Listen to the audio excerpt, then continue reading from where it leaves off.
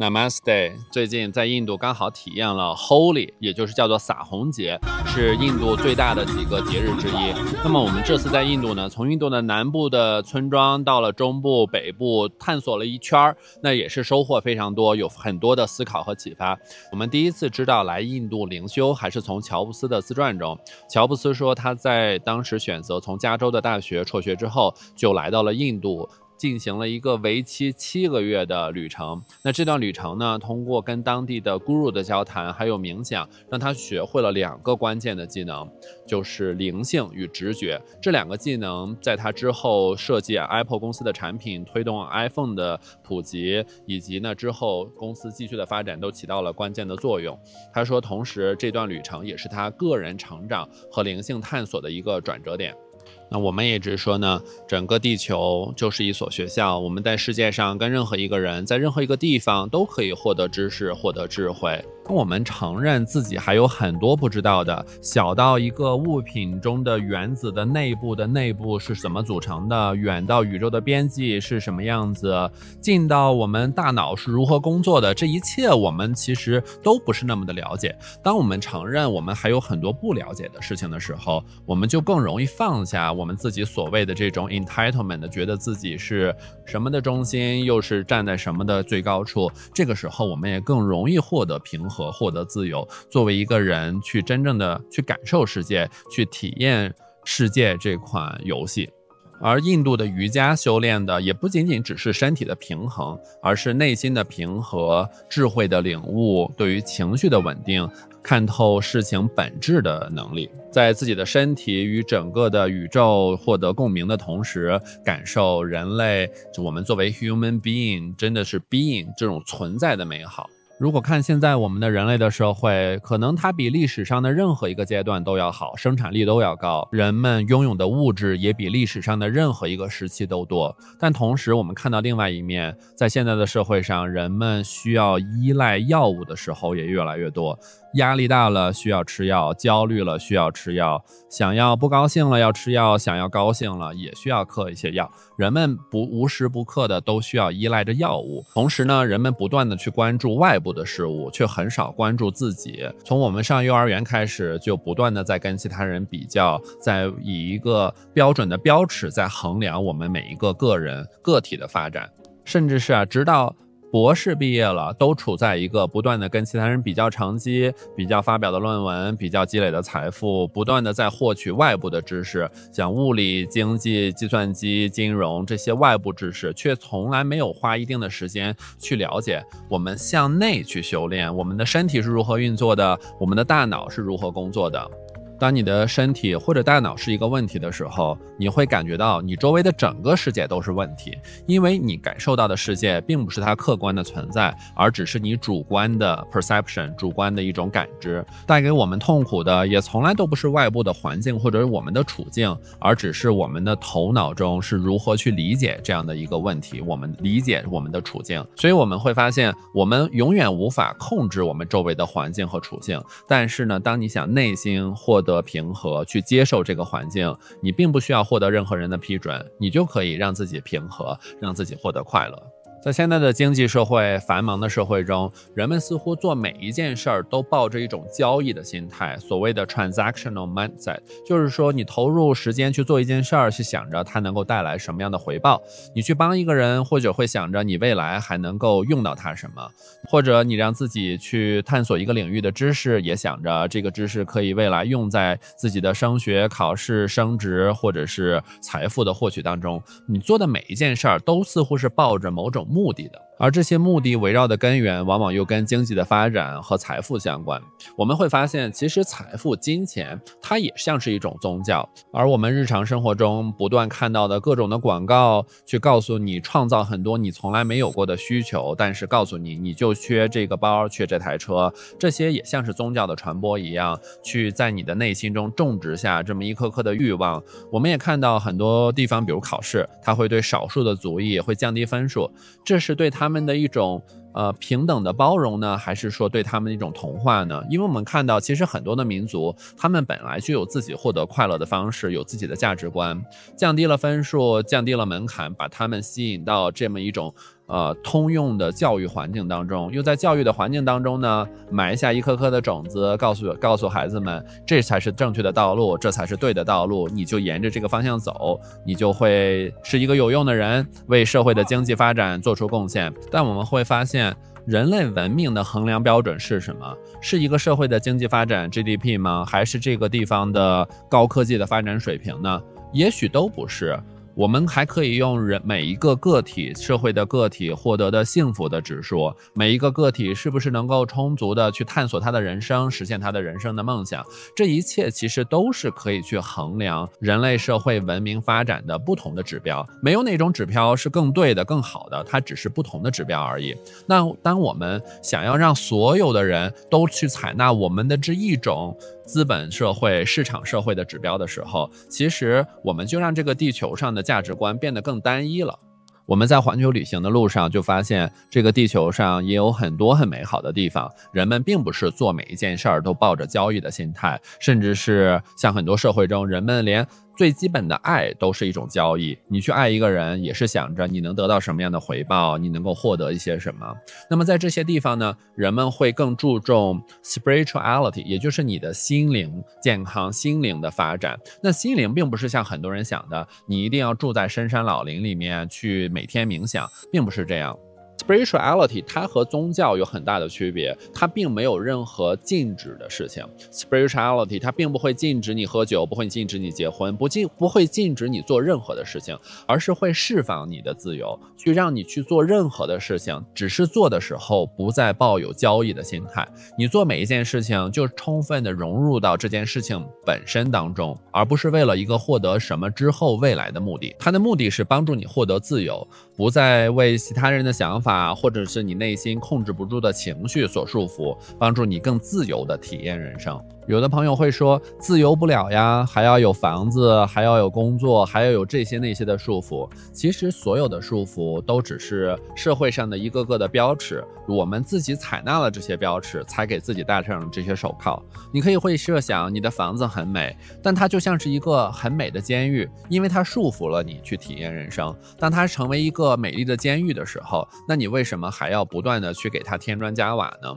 那么同样的，一栋房子，一个温馨的家，也可以成为你的一个温馨的港湾。这一切只取决于你的头脑中，当你认为它是枷锁，它就是枷锁；当你认为它是温馨的港湾，那它就是你的一个根据地，帮助你能够更自由的去探索人生。所以这一切都只存在我们脑中。这就是我们学习到的什么是本自具足，此刻当下就获得了允许自己开心的一切的要素，你什么都不缺少。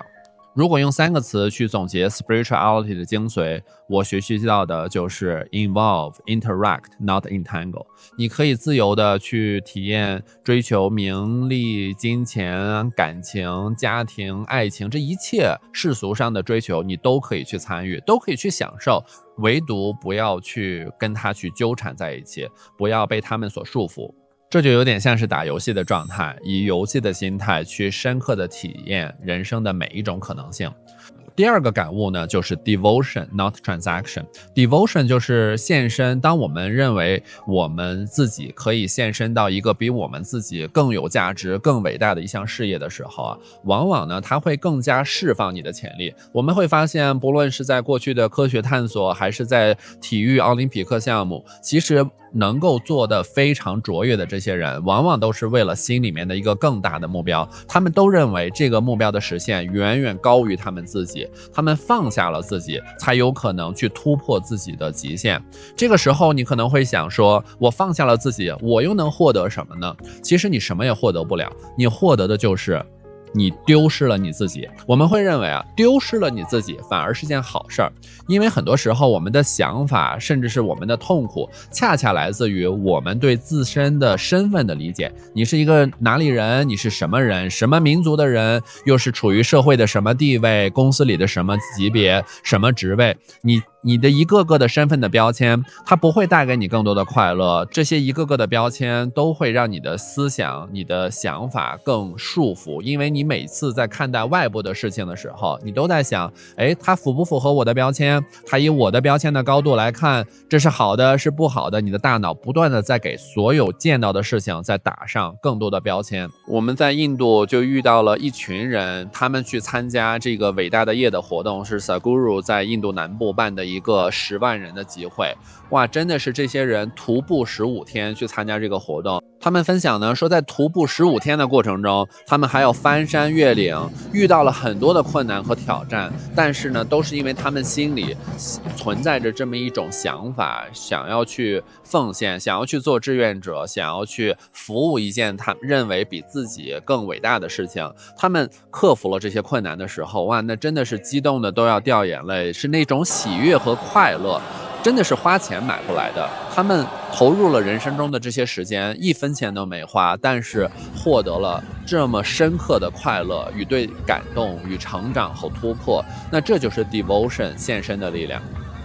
我们就学到 show devotion towards something greater than yourself is the easiest way to drop your entitlement, drop your transactional desires, and to liberate yourself. 让自己获得内心的自由，释放你的潜力，充分的体验人生。还有一个领悟呢，就是我们走了一条徒步的路线，这条徒步的路线很有趣，出发点跟终点是同一个位置，是一条环线。那走环线的时候，我就想到，其实我如果想用更快的速度走到终点是没有意义的，这段旅途的意义就在于走的过程中，因为它的终点就是10点。这就让我想到我们的人生也是如此，我们在出生之前，这一切的世界对你来说就是不存在的，那同样的死亡之后，这个世界也将不再存在，那么整个人生就是一个起发点和终点是同一个位置，那么人生中走了一圈，那在这一圈中，同样的人生的旅途，最重要的就是去享受这个过程，而不是要赶着去更快的走向某一个终点。在走这段路的时候呢，我们有一段是没有穿鞋，真的就是光着脚也给我上了很大的一课，就是这路上其实有一些小的碎石子，每当我有习惯性的想要走快一点的时候啊，脚下就会踩到这些小石子，带来脚底微微的痛，就会提醒我要放下脚步，不要尝试走那么快，因为走快了脚底就开始痛。那当我习惯了慢慢的走的时候呢，这是在清晨很早的时候，日出，我就看到了日出的美，看到了日出的时候有一片花从树叶上落下来，我看到了花飘下来的瞬间，我走到草地上缓缓的把它剪下来，可以闻到花的香味儿，我的脚踩到草地上，我脚底可以感受到草的这种质感。那随着太阳的升起，石板地被晒热了，我在走的过程中又可以感受到地板的温度，那这一切都是我回想我之前走得更快的时候感受不到的。以前对我来说，走路就是为了从 A 点到 B 点，从来不是为了享受这个过程。所以呢，使用的交通工具也越来越多，总是想着更快的到一个目的地。但在很多时候，其实享受这个过程才是最重要的。在整个过程中啊，我们可以尽情的与我们所遇到的人和事去 interact，just not entangle， 不要去纠缠，但可以尽情的享受一切。我们刚好呢又有机会体验的这个 Holi 洒红节，它是印度也包括南亚地区，还有像巴厘岛呀、Fuji Island 这些有印度裔社区的地方都会去庆祝。它是在春分之后的第一个满月去庆祝，人们会用各种各样的颜色抛洒在空中，来标志一年当中冬季的结束，下一个春天的到来，同时也象征着善良正义战胜了邪恶。同时当地人啊也会向空中撒很多的花瓣，这些花瓣掉落下来，哇，整个的地面都是软的。那就说回来，就是我们没有穿鞋，所以踩上去啊都是软绵绵的花瓣，而且整个空气中都是非常香甜的。传统的技艺呢，他们也会用这些花瓣来去做洒红节所用的这些颜色的粉，所以呢整个空中也是充满着花香。在当地的这些 Hindu temple 里面，你会发现人们跨越了阶级，跨越了种姓，跨越了背景、财富差距，同时呢，它也象征着新的开始，人们相互宽恕，忘记过去的纷争，同时期待来年农业上的丰收，还有繁荣的未来。同时庆祝的时候，人们也不仅仅是在家里面自己庆祝，他们还保留了传统文化中以社区一个 community 一起庆祝，甚至在很多地方也会有像我们这样的外国人，我们也遇到了从意大利来的人，从各个国家来的人一起庆祝。哇，好多人啊！多亏这当地朋友拉我上来啊 ！Yeah, really appreciate. 哇 ，That's a lot of people here. Hi, happy Holi. 非常欢迎这些外国人，不管是什么信仰、什么种族、讲什么语言，一起用象征生活的多彩多姿的色彩来去庆祝对生命的感激。印度的一位当地的朋友们就跟我们说，他们的湿婆也就是 Shiva， 它的意思其实是 nothingness， nothingness 就很像佛教里讲的空，万物皆空这个 empty 的概念。他们就认为万物皆有空而来，就像人的生命开始之前是不存在，同时最终呢也将去回归到空，再回归到不存在。其实呢，这种的不存在的空并不是一种消极虚无的状态，而是认为万物都是有无限的潜力，并且万物都是互相依存，可以互相依赖的一个整体。有朋友可能会看到，哇，撒红节用这么多粉，彩色的粉，会不会进到眼睛里啊？会不会进到鼻子里啊？其实呢，这就展示了人类有3个盒子，也就是过去、当下和未来。人类的智慧体现的地方就在于，人类可以看到我们过去的回忆的盒子。第一个盒子，当你打开盒子，你过去的经历就像是栩栩如生的放电影一样，在你脑中又重现。这是人类非常独特的一个能力。同样呢，当你打开未来的盒子，你又会想，哇，对未来开始担忧，未来1年后怎么办？未来的升职怎么办？房子怎么办？孩子上学怎么办？生老病死，这一切怎么办？这些人类的大脑又开始工作了。那我们对过去和未来这2个盒子的这种想象能力，以及担忧能力、创造问题的能力，它也是人类智慧的一个体现。但是这就说回来，我们为什么要向内修炼，去学习如何用好我们头上的这颗地球上最复杂的、最智慧的大脑，让我们的大脑可以去关注第2个中间这个盒子，也就是当下。只有当我们允许我们的大脑，训练我们的大脑，能够在有一些时候关上第1个过去的盒子，关上第3个未来的盒子，我们才能够真正的去融入当下，感受你当下此时此刻的感受。就像我们说的 Namaskar 或者是 Namaskaram， 它的意思是什么呢？就是 Salute to your inner self， 我在向你问好，但问的不是我看到的你，而是你身体内的那个生命。他们认为呢，你的身体，你的甚至整个的人都只是一个载体，它就像盛杯子的水，它只是那个杯子，那里面的水才是你。那他们认为呢 Namaskaram 就是在向真正的你的意识去问好，那你的意识才是你的存在，你的意识才是你。所以呢，他们也认为所谓的这些粉尘呀、颜色呀，在身体上这些颜色都没有关系，它无非就像是